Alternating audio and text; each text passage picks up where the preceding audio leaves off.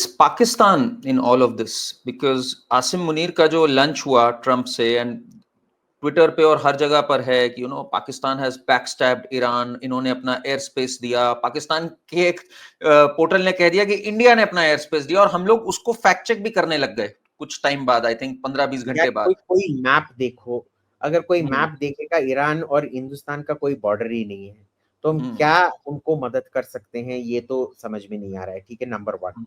Number 2, Asim Munir का क्या role था? एक, asking for a cease fire so that America could do what it wanted to do in Iran।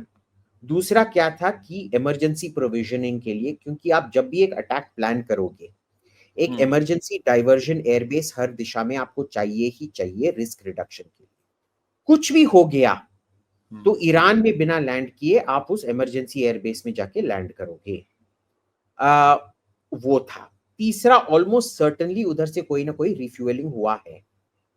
Actual bomber नहीं, शायद उनका एयर स्पेस भी इस्तेमाल नहीं किया गया, पर रिफ्यूएलिंग इमरजेंसी, क्या वो रिफ्यूएलिंग इस्तेमाल हुआ या नहीं हुआ पता नहीं है, पर क्या वो उधर बेस्ड थे? बिल्कुल बिल्कुल based. So this is a very clear thing that we know has happened in with Pakistan. पर पाकिस्तान भी ऐसा देश है कि ऐसा कोई भी उसका दोस्त नहीं है जिसके पीठ पे उससे खंजर ना मारो। America, China, Iran, Afghanistan, China को भी, चाइना में आपको पता है कितने उइगुर टेररिस्ट पाकिस्तान में ट्रेन होके आए हैं? वो भी नहीं। जब चाइना ने बोला कि हम तुम्हारा पाकिस्तान चाइना इकोनॉमिक कॉरिडोर बनाएंगे, उसमें जो सब फौजी फैमिलीज थे, जो एक वो एलिवेटेड हाईवे के लिए वो खंबा कंस्ट्रक्ट करना पड़ता है ना, वो खंबा का पूरा लैंड खरीदना पड़ता है आपको। वो मैक्सिमम से गज 100 गज का 1-2 लाख रुपए होगा, क्योंकि वो रेगिस्तानी लैंड है। ठीक है, उसका कोई वैल्यू नहीं है। पर सब आर्मी वाले, क्योंकि उधर आर्मी बिजनेस सब कुछ एक ही है, आर्मी वाले, बिजनेस वाले, जमींदार वाले सब एक ही खानदान के होते हैं। और उधर अपने बहन से शादी करना बहुत कॉमन है। ऑलमोस्ट 90% शादी खुद अपने बहन से होता है। तो इतना लिंक्ड अप है कि जो 1 लाख का 100 गज जो खरीदना था, वो ये 10-10, 15 करोड़ के मांगने लगे। अच्छा। क्योंकि चीन के पास बहुत पैसा है, और चीन ने बहुत गुस्सा है अभी भी पाकिस्तान से, अभी भी। सो चीन के साथ भी ये किया, अमेरिका के साथ तो हमने सब देखा अफगानिस्तान में क्या किया, तालिबान के साथ किया, वो भी हमने देखा। पर अब तालिबान ने बहुत अच्छी तरह से सीख के अब उनके पीठ पे खंजर मार रहा है। इसीलिए मैं मानता हूं कि तालिबान बहुत ही धर्मनिरपेक्ष, प्रोग्रेसिव, फेमिनिस्ट लोग हैं। मैं मानता हूं कि जो स्टूडेंट्स फेडरेशन ऑफ इंडिया है ना, SFI कम्युनिस्ट का, उनके महिला दल को बिल्कुल तालिबान को अवार्ड भी देना चाहिए।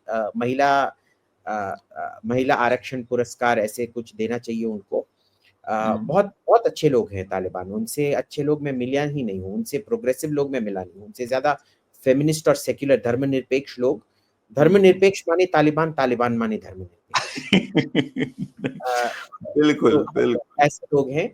और फिर सऊदी अरब के साथ भी ये सब हो चुका है, अमीरातियों के साथ ये सब हो चुका है। आजकल आपको पता है क्या होता है अमीरात में? अगर आप जाएंगे, पहले ना, अगर आप 15-20 साल पहले जाते ना अमीरात में, तो क्या होता था? नाइट क्लब के बाद देखेंगे Indian not allowed, gate out get out get out. आजकल देखते हैं, फिर ID मांगते हैं। अगर आप बांग्लादेशी और पाकिस्तानी हो, get out get out get out. Oh Indian, please come please come, ऐलान ऐलान, यही होते रहता है। इंडियंस का बहुत बड़ा है। Saudis lost trust. पहले सऊदी का जो रॉयल गार्ड था, काफी सारे पाकिस्तानी थे, पर जब से वो सलमान तसीर का वो असैसिनेशन हुआ था ना, तब से सऊदी ने निर्णय कर लिया था ये लोग अनट्रस्टवर्दी हैं, इन सबको निकालो इधर से। उसी टाइम एमिरेट्स ने निर्णय ले लिया था कि तब तक उनके एयरफोर्स में ज्यादातर पाकिस्तानी थे, उन्हें बोला तुम निकलो इधर से। आज कोई भी पाकिस्तानी आपको कोई भी अमीराती एयरक्राफ्ट के पास ही नहीं मिलेगा, कोई भी सऊदी मिलिट्री के पास भी नहीं मिलेगा। I think people have forgotten in the 80s and 90s the Emirati and Saudi military and royal guard were run by Pakistanis। ठीक है, ऐसा एक भी देश नहीं है। तो ईरान के साथ भी कर रहे हैं, तो इसमें नई बात क्या है भाई? ईरान का कुछ आएगा इसका response to Pakistan, because Iran ने भी याद रखेगा जो चीज पाकिस्तान ने यहाँ पे करी। नॉट कि ईरान और पाकिस्तान के हमेशा बहुत फ्रेंडली रिलेशंस रहे, टाइम टू टाइम स्ट्राइक्स भी हुई है आपस में, पिछले साल ही हुई थी।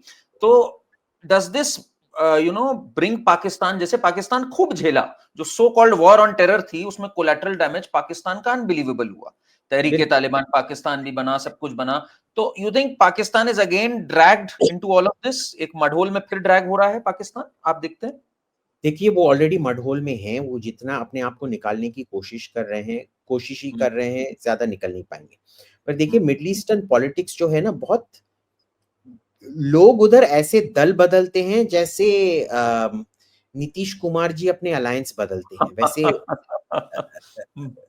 पूरे मिडल ईस्ट को नीतीश कुमारिस्तान बोलना चाहिए।